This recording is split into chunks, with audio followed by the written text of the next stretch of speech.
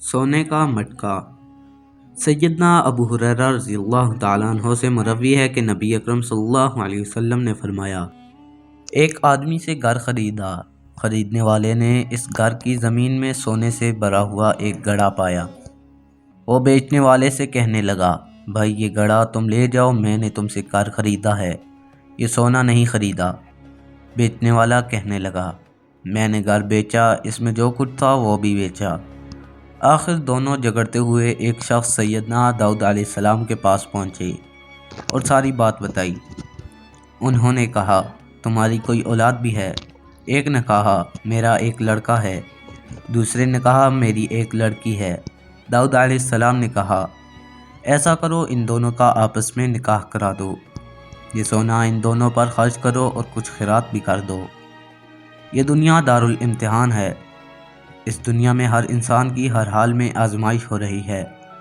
جن چیزوں میں سے انسان کا امتحان ہو رہا ہے، ان میں نہایت اہم چیز مال و دولت کی فراوانی ہے۔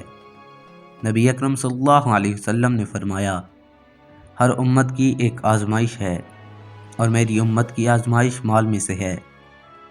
ارشاد باری تعالیٰ ہے، بے شک تمہارا مال اور تمہاری اولاد ایک آزمائش ہیں اور اللہ کے پاس بڑا اجر ہے۔ فتنے میں عام طور پر ایسی چیزوں سے آزمائش ہوتی ہے کہ دوسرے تو کیا، بعض اوقات خود مفتون کو بھی پتہ نہیں چلتا کہ وہ کس آزمائش میں پڑ چکا ہے۔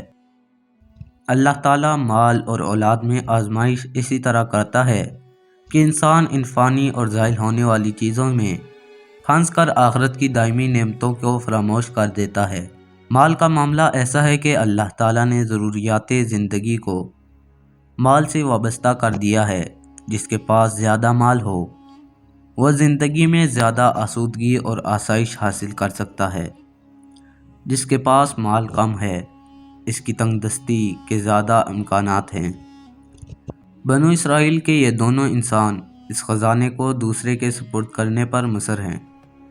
کہیں یہ مال ایسا نہ ہو جس پر ان کا حق نہیں، اور اس مال ناحق کی وجہ سے انہیں کوئی اخروی سزا نہ بھگتنا پڑے۔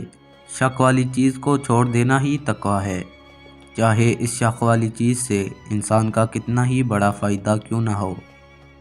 ان دونوں متقی انسانوں نے اس مال و دولت سے اللہ کے خوف کی وجہ سے بے اعتنائی برتی، اور اللہ تعالیٰ نے انہیں کی اولاد کو وہ مال جائز حق کے طور پر لوٹا دیا۔